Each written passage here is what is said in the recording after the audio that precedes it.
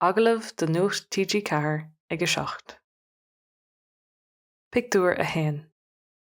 I pictiúr a hain feicimid an láranad siúpadóireachta lá amháin ag a dóchlog lán le siúpadóirí ag connacht agus ag fécinint ar airí éagsúla. Tá rogha leathan ann. Is féidir éadaí áile a connacht I rogha na bhaisean nó an éadaí deasa. Is féidir lón blasta a ithe I miad den sco agus tá siopa crua airí ann freisin. Tá trúr cara. Ciara, Liam agus Seán ina suí ag bun an staire. Tá siad ag tógáil sosa ón tupadóireacht. Pictiúr a 2. Tá an beirt ar an nál chuig na déagóirí. Tá microfón ag duine amháin acu agus camera ag an duine eile. Is léir gur bó TG4 iad. Bhí fríonn siad don trúr an bhfuil gaeilge acu agus an bhfuil cadacha cúpla ceist a chur orthu. Tá na déagóirí lán sásta Agallamh gar a dhéanamh.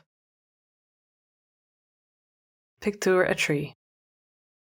Tá síon an taglamh an sin agus is é téama an Agallamh ná saol daoine óga inmh.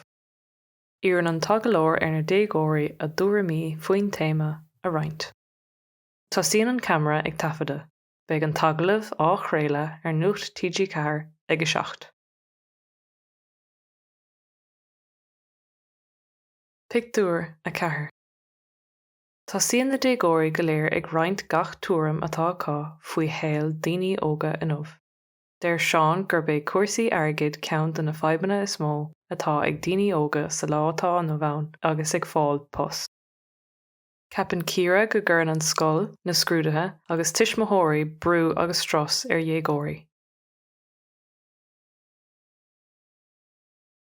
Darla Liam is iomaí buntáiste a bhaineann le saol an duine óig, mar shampla, am saor, bí amach agus saol sóisialta amach. Pictiúr a 5. I pictiúr a 5 chuireann Liam ceist ar an agalóir cén tam a mbeidh an taglamh á chréile ar an telefís. Deir an tagalóir go mbeidh sé ar siúl ag 7:00 an oíche sin. Tugann fir an TG4 AD braundáilte ó TG4 do na déagóirí le na muochas a ghabháil leo. Tá siad lán sásta leo féin agus le na néadaí nua in aisce. Pictiúr a 6. Sa pictiúr deireanach feicimid na déagóirí ina suí os cóir na telefíse I dach Liam le na hismitheoirí. Tá siad ag fécinint ar an Agallamh. Ceapann máthair Liam go bhfuil an clár agus tuairimí na néagóirí an spéisiúil. Ní le athair chomh cinnte. Ní raibh is aige go raibh daoine óga faoi bhrú agus ní aontaíonn sé go bhfuil saol deacair ag daoine óga. Is léir gur ábhar chun spóideach é.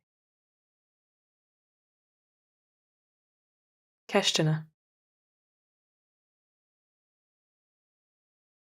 Ainmnig siopa amháin atá le feiceáil I pictiúr a hain. Cad atá I lámh an agalóire I pictiúr a 3.